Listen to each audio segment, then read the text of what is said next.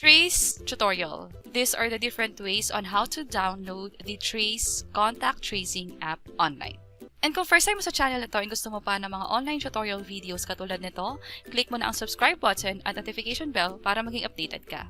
So, merong iba't ibang paraan para ma-download yung Traze na mobile app. Syempre, pwede sa mga Apple users, pwede mo siyang i-download from App Store.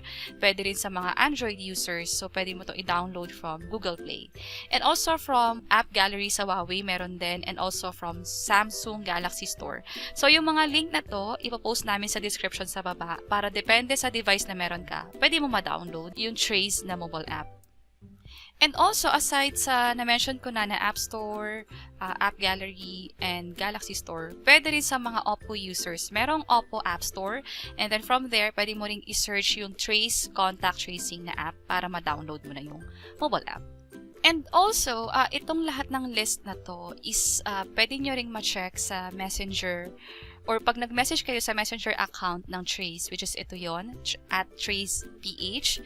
And then, dito tinype ko lang or kinlik ko lang yung how to download the app. Ito yung iba't ibang links para ma-download siya. And then from here, pag kinlik natin to, mapupunta tayo sa page na to kung saan makikita natin yung iba't ibang channels para nga ma-download to.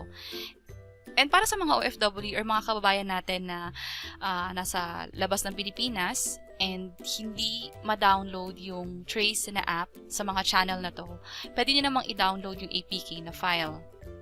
So, dito ako sa page ng Traze, that's traze.ph, and ito nga, for those users outside the Philippines, download APK file. So, pag kinlik natin to, and then from here, pwede na natin i-download yung Traze APK. Pag kinlik natin tong Traze na app, pwede na natin tong i-install from there. Kailangan lang i-enable yung unknown sources from settings ng mobile phone natin para makapag-proceed sa pag-install. So, yun yung iba't ibang paraan para makapag-download ng Traze na mobile app.